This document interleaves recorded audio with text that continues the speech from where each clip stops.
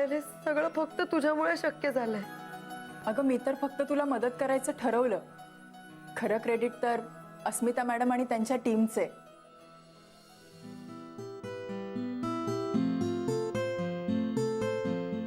शेवटी तू जिंकलीस. दादा कुठे अजूनही रागावलेत माझ्यावर? त्यांच्याकडे ट्रीटमेंटसाठी म्हणून आशाताईंना आम्ही ऍडमिट करून घेतले. आजपासून हे तुमचं ऑफिस. हो थांब.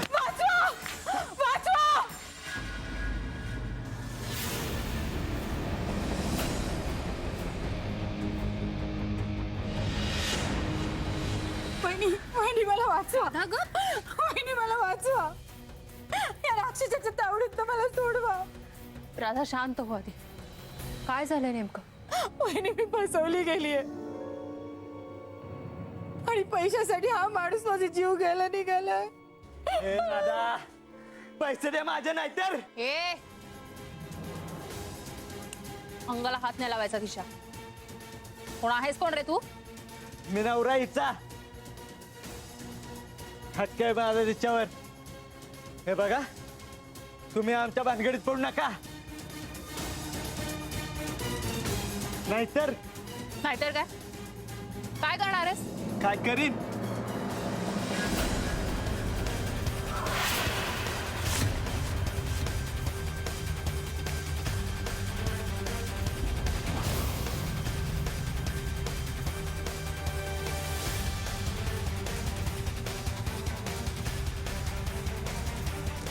काय करणार आहेस तू? तंगड तोडून ठेवीन. लक्षात ठेव, सरंजामींच्या दारात उभा आहेस. अभि शांत हो.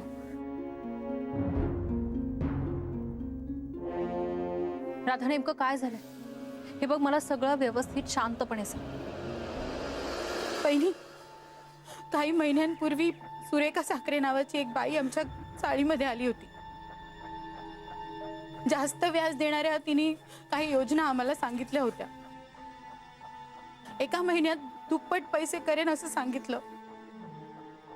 सुरुवातीला मी तिला 1000 रुपये नाही 500 रुपये दिले होते. त्याचे तिने 1000 दिले. मग 1000चे 2000 दिले. इतर बायकांनी सुद्धा तिला पैसे दिले होते. मग गेल्या महिन्यामध्ये मी तिला घरातले सगळे जमवलेले पैसे आणि खात्यातले पण जमवलेले सगळे पैसे दिले. 20,000 रुपये दिले मी तिला. बघा बघा, मला 20 रुपये देत नाही, तिला 20,000 दिले. आज पैसे दुप्पट मिळणार होते म्हणून मी तिच्या घरी गेले. बघते तर काय दाराला कुलूप होतं तिच्या. शेजाऱ्यांनी सांगितलं की ही बाई सकाळ सकाळ आपलं सगळं अंथरुण गोळा करून निघून गेली म्हणून. बहिणी बहिणी माझ्याकडे आता काहीच पैसे उरले नाहीयेत. हे बघ, तू आधी रडणं थांब. या सगळ्यात तुझीही तितकीच चूक आहे. काही माहिती न काढता, काही चौकशी न करता तू इतके पैसे दिलेच कसे? दर महिन्यात ती तुला दुप्पट पैसे देत होती, पण ते कुठून आणत होती याचा विचारही नाही केलास ना तू. हे बघ, रडून काहीही होणार नाहीये, त्यामुळे शांत राहा. तुझे पैसे परत मिळतील. आपण शोधूयात त्या सुरेखाला. 20,000 दिले. अक्क आहे कुठे हिला? अभि, दाजी घेऊन जायला. राधे, पैसे आणले बघा घरात घेणार नाही सांगून ठेवतोय. आई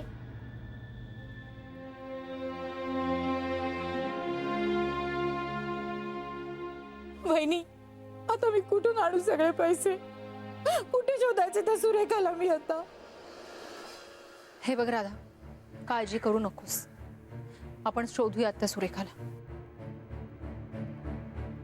सेद म्हणाली, हे काम करा, हिला दवाखान्यात घेऊन जा आणि त्या सुरेखाचा शोध घ्यायला सुरुवात करा. मी भेटते तुम्हाला नंतर. जा.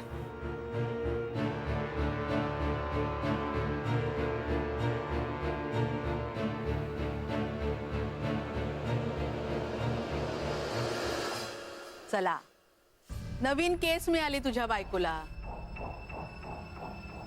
बरोबर आहे, घरात कामं करायला सासू आहेच. नाही आई, मी येते तुमच्या मदतीला.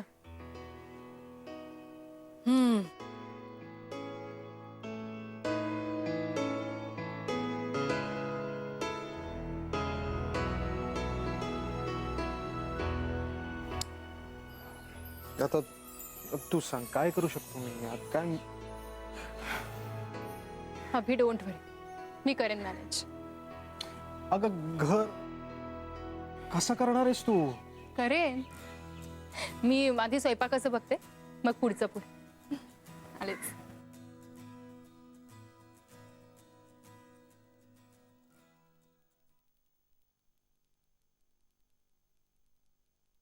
आई द्या ना, मी करते. अहो खरंच मी करते. तुम्ही कॉफी घेणार आहात? हा चालेल. तुम्ही बसा, मी कॉफी ठेवते तुमच्यासाठी.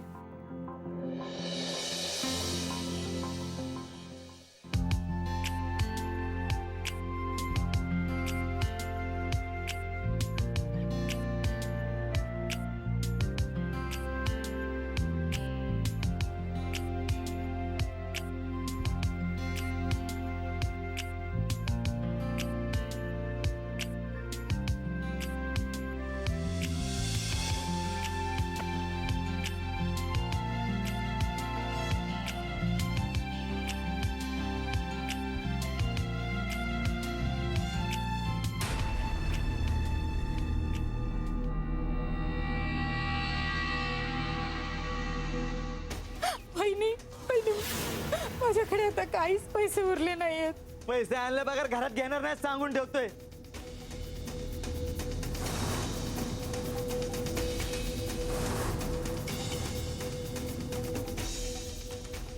अस्मिता, अगं तपासाचं काम चालू असताना घरचा विचार अजिबात करायचा नाही, हे बरोबर आहे. पण घरातलं काम चालू असेल तेव्हा नीट लक्षपूर्वक काम करायचं, तरच तुझा संसार सुखाचा होऊ शकतो.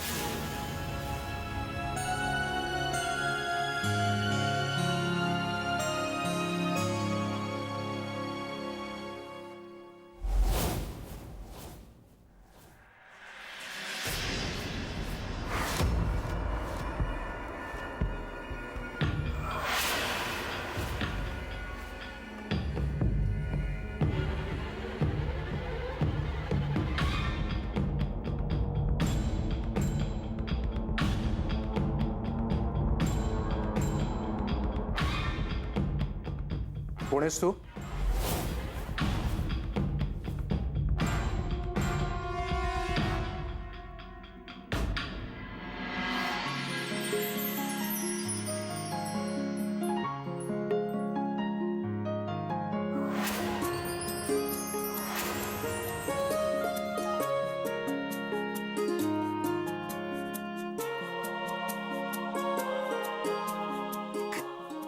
काय काय अरे राधाला फसवणाऱ्या त्या सुरेखाला पकडायला जायचंय ना. देश तसा वेश. म्हणजे आता तू चौकशीला जातेस. अगं पण सिद्ध आणि मनाली गेलेत ना तिथे, मग हे असं वेश बदलून जायची काय गरज आहे. गरज आहे अभि. का. फसवली गेलेली राधा एकटीच नाही, इतरही काही बायका. त्यांच्याकडून जर माहिती मिळवून घ्यायची असेल तर त्यांच्यातलीच एक व्हायला हवी ना. क्या बात है यार, ग्रेट आहेस तू. चल मी पण येतो तुझ्यासोबत. नाही नको, हे माझं काम आहे, मलाच करू दे. तुझ्या कन्स्ट्रक्शन लाईनमध्ये मी कधीच लक्ष घालणार नाही. तसंच माझ्या कामातही तू ढवळाढवळ करू नकोस. आणि माझ्यामुळे तुझ्या कामात दुर्लक्ष झालेलं मला नाही चालणार. माझं काम कसं आणि कुठे करायचं कळतं मला. अभि प्लीज रागावू नकोस, समजून घे ना मला. ओके.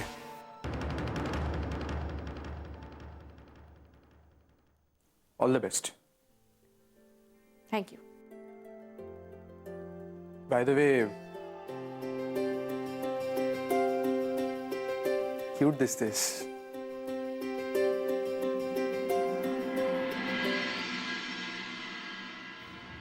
इथल्या बायकांच्या मनात कसली तरी भीती आहे, ते काहीच सांगायला तयार नाही.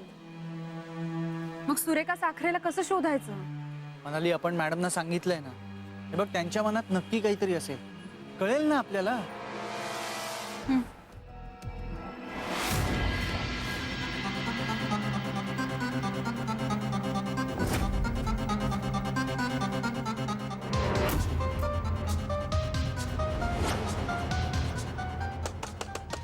अगं ए सुरेखा, मला फसवून इथे लपून बसलीस वय. आजी बाहेर ये. आणि बाहेरून टाळ बी मारली. बाहेर येतेस का दरवाजा तोडू आता. ए पोरी,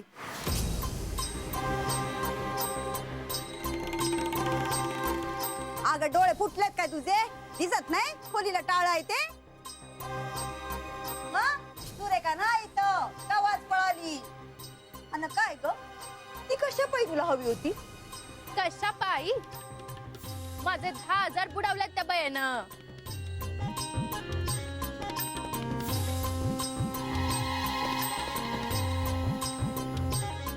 काय ग आजी, तू ओळखते काय तिला? नाही तसं फारसं नाही. ते तोंड काळ केलंय बायानं काय माहित. लई फाशिवलं हो. तू मासने नाही ना गंडवलं? त्या राधेसनी बी फसवलं बिचारी. तिथं आयुष्यातच उठली. पै पै जमावून या सुरेखाला दिलते तिने आणि फसवलं ना साठवीने. पर म्या तिला अशी सोडायची नाही. अशी इंगात दावेल ना तिला. पर हा, त्यासाठी तुम्हाला समजांची साथ पाहिजे मला. ये हळू बोल की कुणी ऐकल तर. ऐकल तर काय होईल? म्या काय घाबरते का काय कुणाला? माझं बी 50,000 घेतलं त्या बयेनं. अगं बँकेतली पावती म्हणून मी त्याच्या नादाला लागले. काव म्हणजे बँकेत दुप्पट व्हायला 7-8 वर्ष लागतात. ती म्हणली मी एका महिन्यात दुप्पट करून देते. मी आधी पतपेढीतून कर्ज काढलं होतं 30,000 रुपयाचं आणि स्वतःच 5,000 घातलं. मी तर माझे सोन्याचे दागिने गहाण ठेवून तिला 60,000 रुपये दिले आणि तिच्या शब्दाला अडकून माझं घरही गहाण ठेवलं मी. अरे देवा, त्या सुरेखानं चांगलीच पानं पुसली तोंडाला. पर काय ग, तुम्ही बाया अशा गपकावर बसल्या? घरी कळलं तर माझा मुलगा मला घराच्या बाहेरच काढल. माझी सासू तर मला फाडून खाईल. हम उनके 50,000 दे ले. हमरे पति को मालूम हुई वो हमको मार दिलिए. माझा दादला तर लय उलट्या काळजाचा आहे. मला कुठं विकलं आणायला पाहिजे का? अगं पर म्या काय म्हणते, ही गोष्ट घरच्यांपासून किती दिवस लपून राहणार आहे? कधी ना कधी समजेल त्यांना. मग काय करा? त्या राधाच्या नवऱ्याला कुठून तरी समजलंय. लई कावला होता, लई जोडली राधाला. उद्या तुमच्या बाबतीत बी असं घडलं म्हणजे? त्यापेक्षा मी काय म्हणते, तुम्ही स्वतःच सगळं कबूल करून टाका म्हणजे झालं. काय त्यानं पैका मिळणार आहे काय? तसं नाही ग, पण त्या सुरेखासनी शोधायला पाहिजे की ना ग. चूक सुधारा हवी. एक ना एक दिवस ती सुरेखा नक्की गावल. पण फार उशीर केला तर जायची हातातून निसटून. अगं पण पोरी कुठे शोधणार तिला? तुमच्याकडे तिचा फोटो बिटू आहे का? नाही. पोलिसात गेलं तर पुरावा मागतात आणि आमच्याकडे तिचा सहीचा कागद पण नाही. नाही, आपण समजा तिला शोधून काढूया. पण तुम्ही एकदा त्या राधासनी भेटा. तिला बिचारीला वाटतंय ती एकटी पडली काय.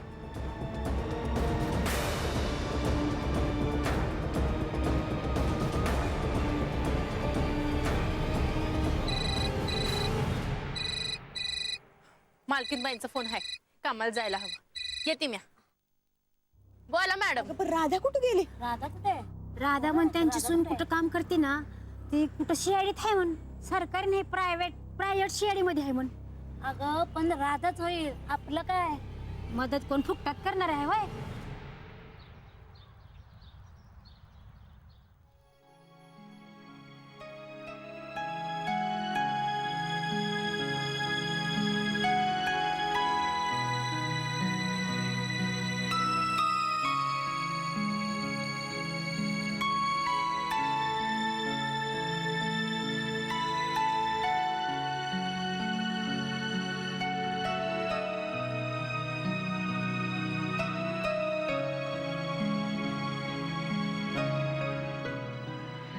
अभि हे सगळं काय?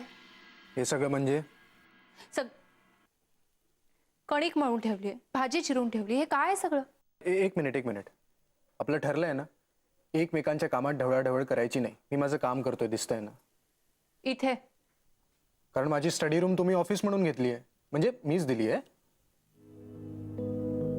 हे बघ अभि, प्लीज खरं सांग, तू केलंस हे सगळं? अभि, तुझी ही मदत, तुझी सिंपती मला दुबळं बनवेल. मला सवय होईल त्याची आणि मग मी तुला गृहीत धरायला लागेल. त्याने काय होईल? हे बघ अभि, घर सांभाळून काम करण्याची माझी जिद्द मला माझ्या ताकदीवर पूर्ण करू दे प्लीज. अस्मिता, तू लोकांना मदत करतेस, मग तुला कोणी मदत केली तर काय प्रॉब्लेम आहे? आणि मी सांगतोय ना, हे काम मी केलेलं नाही. मग कोणी केलंय? मी केलं.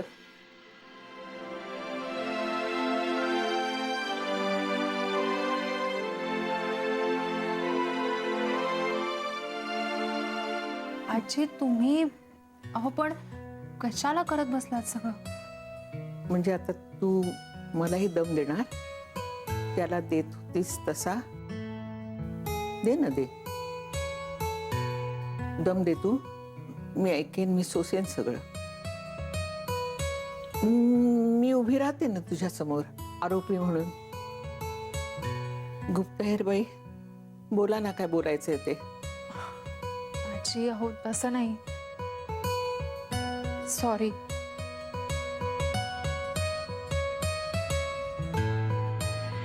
सॉरी अभि, मी तुला थँक्स म्हणण्याऐवजी तुझ्यावर चिडले. बस बस. हा, आजी आली म्हणून नाटकं करू नकोस, बस.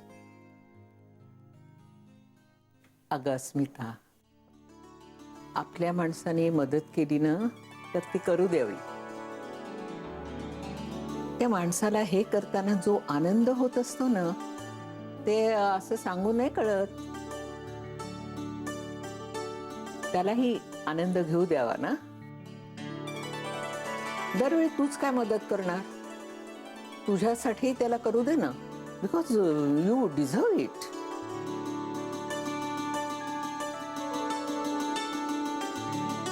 पण आजी अहो एवढं सगळं कशाला करत बसला तुम्ही एकट्या? मी एकटीने कुठं गेलंय? माझ्या दोस्ताने हातभार लावलाय. एक मिनिट. यात तुझा काही संबंध नाहीये.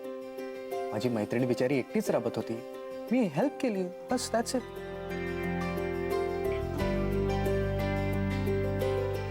तुम्ही वादावादी नका करू.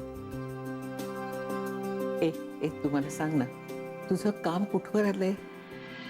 मी तिथल्या सगळ्याच बायकांना एकत्र आणण्याचा प्रयत्न करते मी, पण त्या घरच्यांना सांगायला घाबरतात म्हणून पुढे येत नाहीये. पण त्या जरी पुढे नाही आल्या तरीही मी त्या सुरेखा साखरेला नक्की शोधून काढेन. शोध. सुरेखाला शोधच तू. शोधलं म्हणजे सापडतं. शोध म्हणजे सापडेल. अभि, नऊवारी लुगड्यात ती काय छान दिसत होती ना.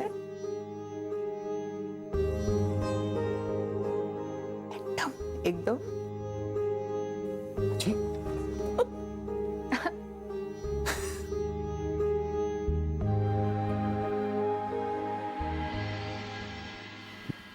हा दादासाहेब, तुम्ही सांगितल्याप्रमाणे बनवलं, एक नजर घाला यावर. हा, हे घ्या.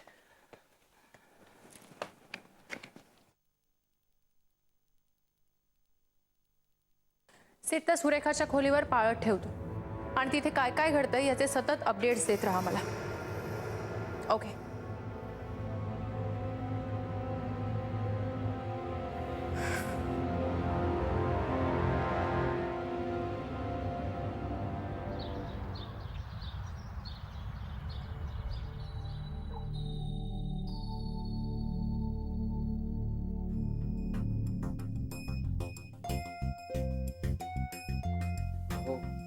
काय? नाही, मी काय म्हणते, तुम्ही अस्मिताला समज देणार आहात की नाही? का? आता काय केलं तिने? आत्ताचं कुठे, कालपासूनच झालंय.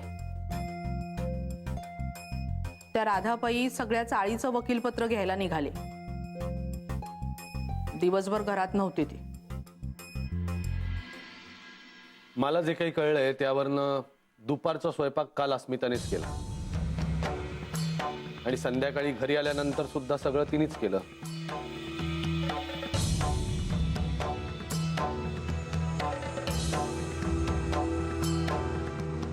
त्याच्याकडे बघू नकोस तू. मला हे सगळं केशवनी जरी सांगितलेलं असलं तरी जे सांगितलंय ते खरं आहे. आणि तुम्ही दोघी जणी लक्षात ठेवा, हे तिचं काम आहे. त्याच्यासाठीच बाहेर गेली होती ना ती. ही असली कसली कामं, लष्कराच्या भाकऱ्या भाजायची. काल पण गेली होती आणि आता. अस्मिता ताई, वहिनी, वहिनी, हा कसला आरडाओरडा चाललाय? काय ग राधा? वहिनी,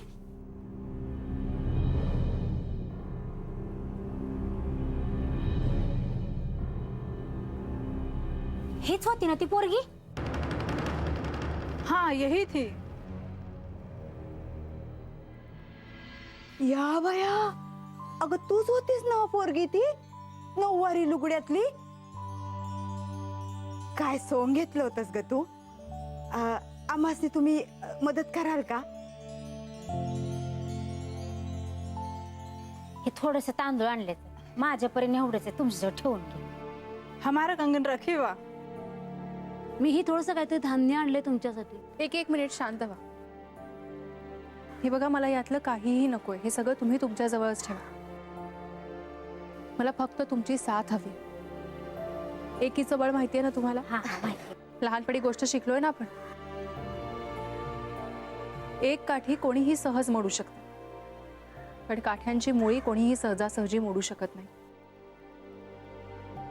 म्हणूनच मला तुमची साथ हवी आहे. आम्ही काय करू बोला फक्त. मी त्या सुरेखाला पाहिलेलं नाहीये. ती कशी दिसते मला काहीच माहित नाही, पण तुम्ही तिला भेटलात तेव्हा ती कशी दिसते हे मला सांगा. तिच्याविषयी जी काही माहिती ना ती सगळी मला सांगा. ती ना दिसायला थोडीशी गोरी आहे.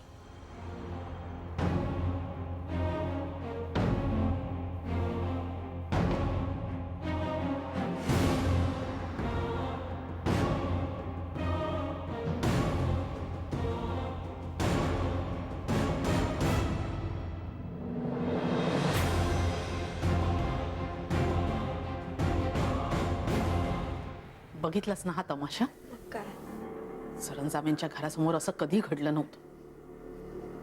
या अस्मितामुळे कसल्या कसल्या बायका आल्यात माझ्या दारात. मला ना त्रास होतो या सगळ्याचा.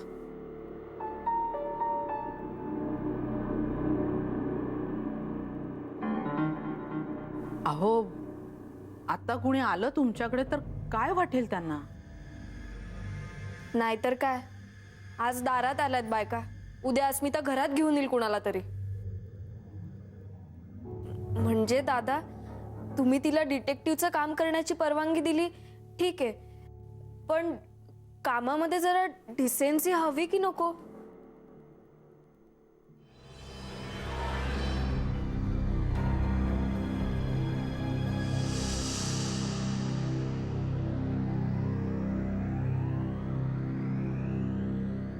अस्मिता, सरंजामेंच्या वाड्यात आजपर्यंत ही असली माणसं कधीही आलेली नव्हती. आणि किती गोंधळ घातलाय त्या बायकांनी. किती ओरडतायत त्या. आई, त्या भांडायला नाही, न्याय मागायला आले. ते कोर्ट नाहीये आणि आपण कोणावरही अन्याय केलेला नाही. संजनाच्या बाबतीत मी समजू शकतो, पण स्वतःच्या मूर्खपणामुळे फसलेल्या या बायकांना तू कुठवर आणि कशी मदत करणार आहेस? पण दादा, त्याच बायकांमध्ये आपल्याकडे काम करणारी राधाही आहे. निदान तिच्यासाठी तरी मला सुरेखाला शोधायलाच हवं ना. सुरेखा मिळालं जणू काही पैशानीच राधाची ओटी भरणार आहे ती. हे बघा स्मिता, राधा पुरताच जर विचार करायचा झाला तर तिला आपण काही पैसे देऊन तिची मदत करूया आणि प्रकरण मिटवून टाकूया. पण हा असला गोंधळ मला माझ्या घरात चालणार नाही. माफ करा दादा, मी तुम्हाला उलट उत्तर करते असं नाही, पण राधाला मदत करू आपण. बाकीच्या बायकांचं काय? या सगळ्याचं मूळ ती सुरेखा आहे आणि तिला पकडणं जास्त महत्वाचं आहे. म्हणजे पुन्हा ती कुठल्याही बाईला असं फसवणार नाही.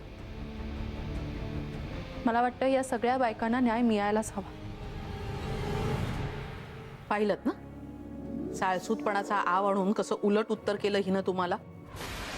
अनु, ऐकू येतंय मला, बहिरा नाहीये मी.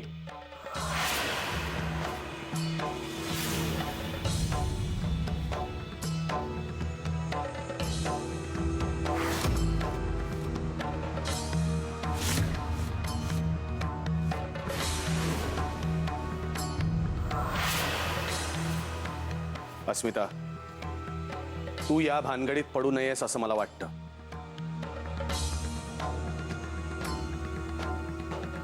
तरीही तुझा हट्टच असेल तर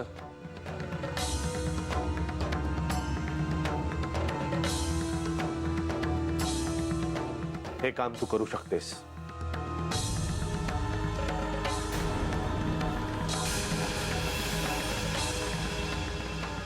फक्त या बाबतीत तुझ्या सासूची कुठलीही तक्रार येणार नाही याची जबाबदारी तू घ्यायचीस.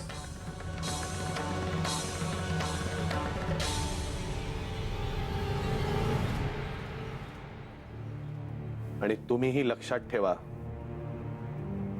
अस्मिता म्हणजे राधा नाही.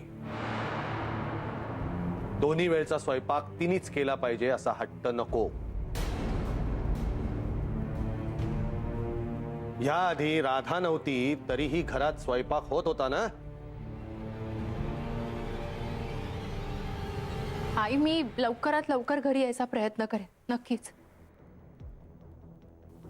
थँक्स दादा, थँक्यू सो मच. आई, मी सगळं दोन्ही वेळचा स्वयंपाकही करेन. घरातल्या कामात कुठेही दुर्लक्ष होणार नाही आणि या बायकांनाही न्याय मिळेल.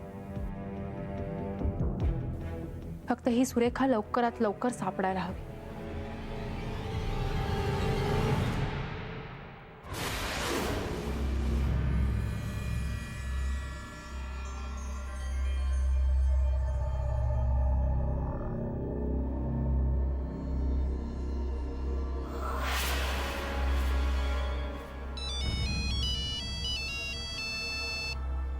हॅलो, हो, मी सुरेखा साखरेच बोलतेय. मला मिळालेल्या पैशांचं काय करायचं ना ते मी ठरवेन, कळलं?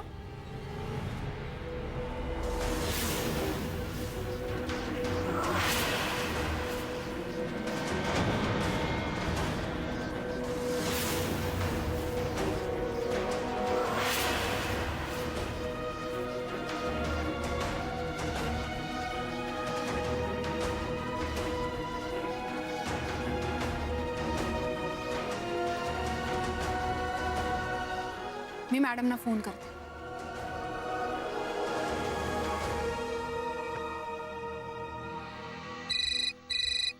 बोल म्हणाली. हा मॅडम, सुरेखा इथे परत आली आणि ती फोनवर पैशांबद्दलच काहीतरी बोलते. काय? इतक्या बायकांना फसवून तिने परत तिथे येण्याची हिंमत केली? एक काम करा, तुम्ही तिच्यावर लक्ष ठेवा. तिला कुठेही जाऊ देऊ नका. आम्ही लगेच तिथे येते, पण तिला सावधही होऊ देऊ नका. हो, ठेवते. ओके. सुरेखा तिच्या रूमवर परत आली. आपल्याला लगेच तिथे जायचं. या अस्मिताने तर अक्षरशः घरात उच्छाद मांडलाय आणि अगदी लग्नाच्या पहिल्या रात्रीपासूनच. काय सांगतेस तू? मग काय, लग्नाच्या पहिल्याच रात्री काय तर कुठली तरी एक केस सोडवायला म्हणून गायब झाली. दादांनी ते खपवून घेतलं. पण आज तर कमालच झाली. कुठल्या तरी कामवाल्या बायकांचा घोळका दारावर आला होता. And the funny thing is ती त्यांच्याशीच त्यांच्या कुठल्या तरी गावंढळ भाषेत बोलत होती. So cheap. आय नो, जणू काही ती त्या बायकांची नातलगच आहे. आमच्या घरी जे काम करते ना राधा, तिचा काहीतरी प्रॉब्लेम आहे. पण आता नोकरांशी कसं वागायचं हे अस्मिताला काय कळणार? अभिदादा हे सगळं कसं काय सहन करतो ना, मला खरंच कळत नाही. आणि मुळात का करतो एवढं सहन? जर माझं लग्न झालं असतं ना त्याच्याशी, तर मी त्याला सोडून कुठेही गेले नसते. खरंय. पण आई कशा सहन करतात तिला? त्या काही बोलत नाही तिला? तुला काय वाटतं आई काही बोलत नसेल तिला? आई जाम खवळलीये तिच्यावर. बट यु नो व्हॉट, तिचं हे असं वागणं आपल्याच फायद्याचं आहे. ते कसं? म्हणजे बघ, हे असं काहीतरी वागून ती आमच्या घरची सून व्हायला नालायक आहे हेच सिद्ध करते ना. आणि दादा तरी किती काळ मोकळीक देतील ना. अगं हो, पण मला आश्चर्य ह्याचं वाटतंय की दादा का तिला एवढं कोऑपरेशन देत आहेत.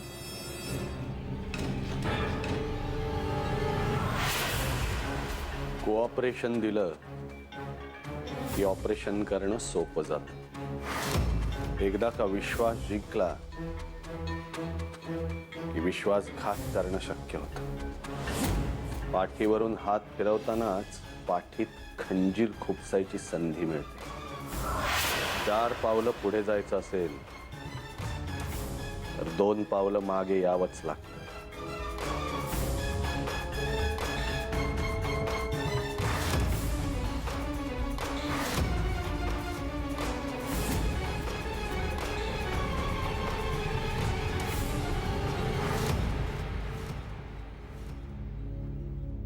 हे बघा, तुम्ही गोंधळ घालू नका.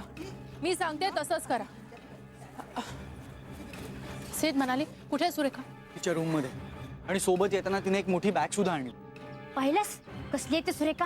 दिसून तर ती चेतूनच काढते. चांगलं झिंज्या झोपडते तिच्या. आमचे पैसे पळून घेऊन जाते होय. 1 मिनिट शांत व्हा, शांत व्हा. हे बघा, तुम्ही असा आरडाओरडा केला तर ती आतमध्ये सावध होईल. तुम्ही इथेच थांबा. आधी आम्ही पुढे जातो. मी तुम्हाला इशारा करेन, मगच तुम्ही आत या. ठीक आहे? चल.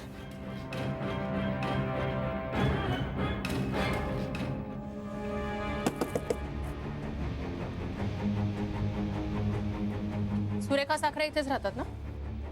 दारावर नाव लिहिलंय माझं. वाचता येतं ना? अच्छा, फारच जोर आहे तुझ्या बोलण्यात. तोंड सांभाळून बोला. तोंड सांभाळून बोलते ना, म्हणूनच अजून इथे उभी आहेस तू. कोण आहात कोण तुम्ही? नाही, ते महत्वाचं नाहीये. महत्वाचं हे आहे की तू इथे या चाळीतल्या बायकांचे पैसे लुटलेस. आणि एवढं करूनही तू परत इथे आलीस. तुला काय वाटलं, तुला कुणीही जाब विचारणार नाही? तोंड सांभाळून बोला. मघापासून बघतेय तोंडाला येईल तसं तुम्ही बोलताय. आणि मी कोणाचाही 1 रुपया घेतलेला नाहीये. आणि इथल्या बायकांना मी ओळखत सुद्धा नाही. हो, मग तुझ्याकडे एवढे पैसे कुठून आले? आणि मगाशी काय बोललीस फोनवर? पैशांचं काय करायचं ते मी ठरवेन म्हणून, हो ना? कमाल करताय तुम्ही. अहो, ते पैसे माझे आहेत.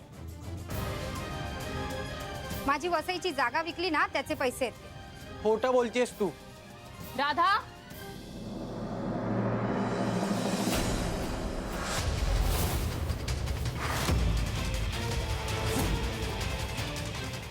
बघ या सगळ्यांना नीट.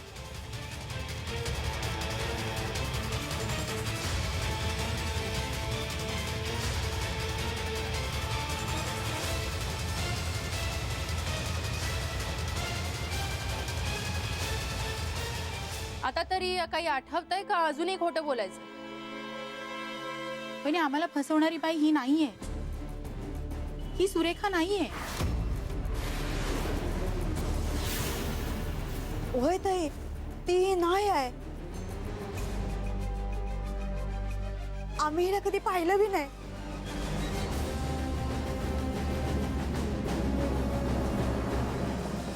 कसं बघणार? कारण मी आजच आली इथे. 2 वर्षापूर्वी ही रूम विकत घेतली होती मी, पण राहायला आजच आले. हो पण झालंय काय असं? Surekha, I am sorry. काहीतरी गोंधळ झाला. इथे जी बाई राहत होती तिने या सगळ्या बायकांना लुबाडलंय. काय? हो, आणि मॅडम मला वाटतं की ती सुद्धा हिचीच साथीदार असेल. नाही, मी तिला ओळखत सुद्धा नाही. मग ती तुमच्या घरी कशी राहत होती? मी माझी रूम तिला भाड्याने दिली होती. नाव काय तिचं? ते काही मला माहित नाही. मी वसईला राहत होते माझ्या मावशीकडे. ती खूप आजारी होती आणि हा व्यवहार मी एका एजंट थ्रू केला होता. त्याने मला 6 महिन्याचे पैसे एकदम दिले होते आणि मी त्याला डुप्लिकेट किल्ली दिली.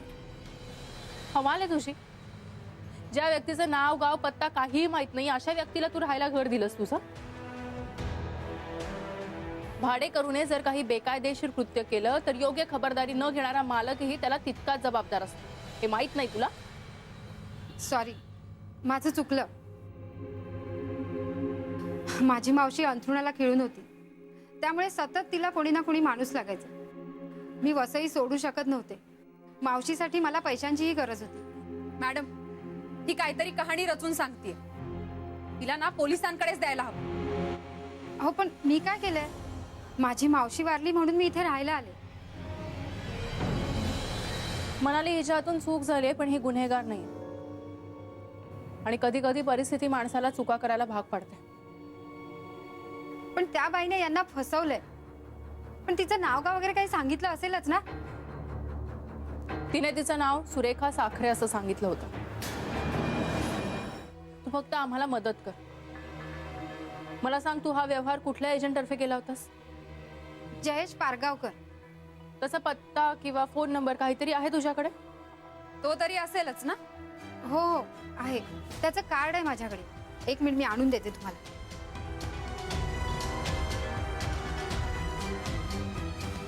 हे घ्या. जयेश पारगावकर. सिद्ध, आपल्याला या माणसाला लवकरात लवकर शोधायला हवं. त्याला त्या बाईचं नाव नक्कीच माहित असणार. मॅडम, या जयेश पारगावकरचं नाव मी कुठेतरी ऐकलंय. म्हणजे याचा फोटो सुद्धा बघितल्यासारखा आठवत आहे, पण कुठे ते आत्ता स्ट्राईक होत नाहीये मला. मी जयेश पारगावकर. हे विष घेऊन मी स्वतःला संपवतोय.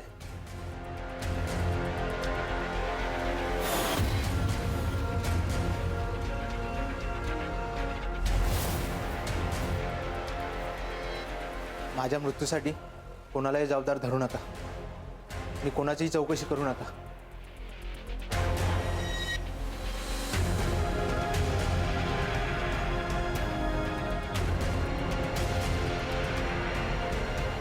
माझ्या मित्रांना आणि शत्रूंना माझा अखेरचा सलाम.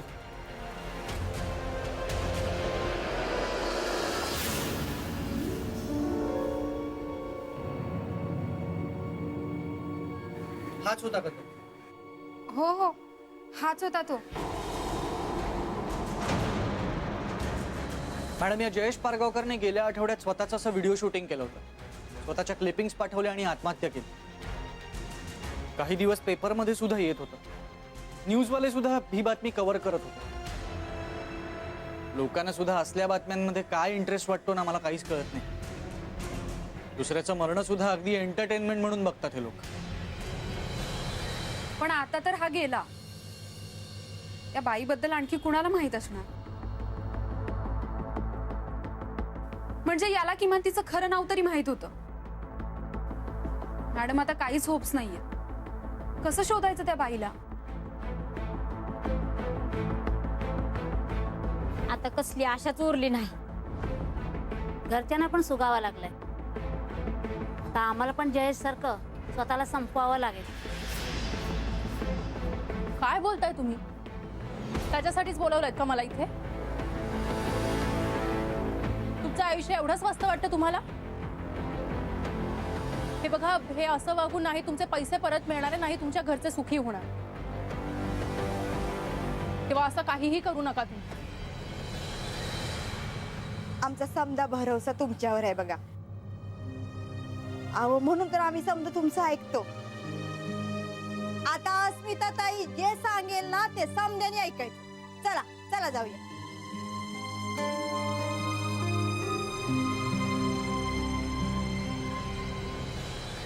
ती बाई 6 महिने इथे राहत होती, म्हणजे तिने काहीतरी क्लू नक्की सोडला असणार. सुरेखा, तुझी परवानगी असेल तर आम्ही जरा एकदा आतमध्ये पाहू शकतो? हो हो पाहू शकता. माझ्या बॅगेतलं मी सामान अजून काढलेलं नाहीये, पण मला नाही वाटत तिने इथे काही सोडलं असेल असं. या.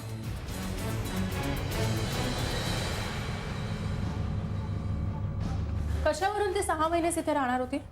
म्हणजे 6 महिन्यानंतर ती कुठे जाणार होती का? हाच प्रश्न मी जयेशला सुद्धा केला होता. तेव्हा तो म्हणाला होता तिने कुठेतरी फ्लॅट बुक केलाय आणि त्याचं पेमेंट पूर्ण झालं ना की ती तिथे राहायला जाणार आहे.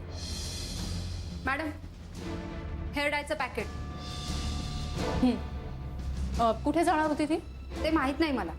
मॅडम, ही बदलापूरच्या एका दुकानाची रिसीट आहे. पत्ता सुद्धा याच्यावरती. बदलापूर? शोधा आणखीन काही मिळते का बघा.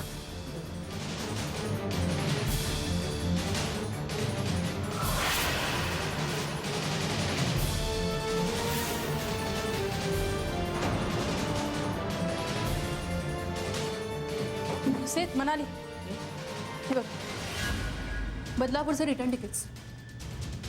पावतीवरची तारीख काय बघ? 14 डिसेंबर. तिकीटही 14 डिसेंबरचं.